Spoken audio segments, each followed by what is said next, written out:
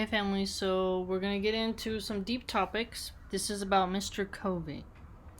Mr. Covey had acquired a very high reputation for breaking young slaves, and his reputation was of immense value to him. It enabled him to get his farm tilled with much less expense to himself than he could have had it done without such a reputation.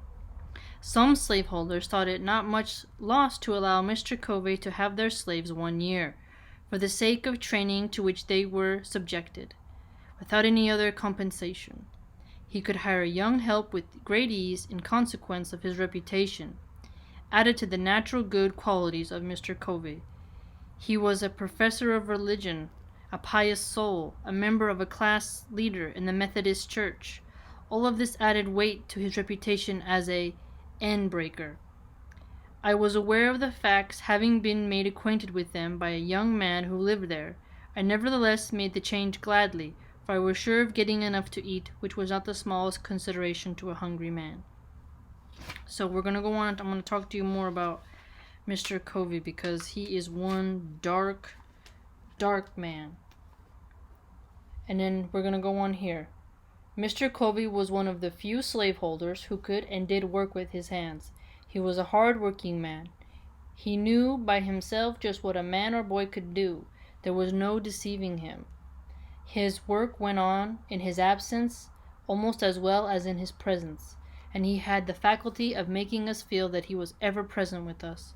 This he did by surprising us. He seldom approached the spot where we were at work openly. If he could do it secretly, he always aimed at taking us by surprise. Such was his cunning that we used to call him among ourselves the snake. When we were at work in the cornfield, he would sometimes crawl on his hands and knees to avoid detection, and all at once he would rise nearly in our midst and scream out, "Ha! Ha! Come! Come! Dash on! Dash on!" This would be his mode of attack. It was never safe to stop a single minute. Wow. It's completely awful when you have to imagine living under such horrific conditions. Here's another sad one that he goes on to tell us about the evils of Mr. Covey. So he's talking about right here a woman, a slave woman. At a time when he may be said to have been guilty of compelling his woman slave to commit the sin of adultery. The facts in the case are these. Mr. Covey was a poor man. He was just commencing in life. He was only able to buy one slave, and shocking as is the fact, he bought her, as he said, for a breeder. This woman was named Caroline. Mr. Covey bought her from Mr. Thomas Lowe, about 6 miles from St. Michael's. She was large, able-bodied, and about 20 years old. She had already given birth to one child, which proved her to be just what he wanted.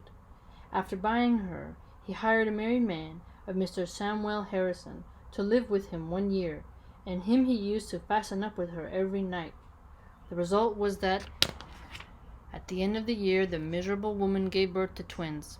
At this result, Mr. Covey seemed to be highly pleased, both with the man and with the wretched woman. Such was his joy, and that of his wife, that nothing they could do for Caroline during her confinement was too good or too hard to be done.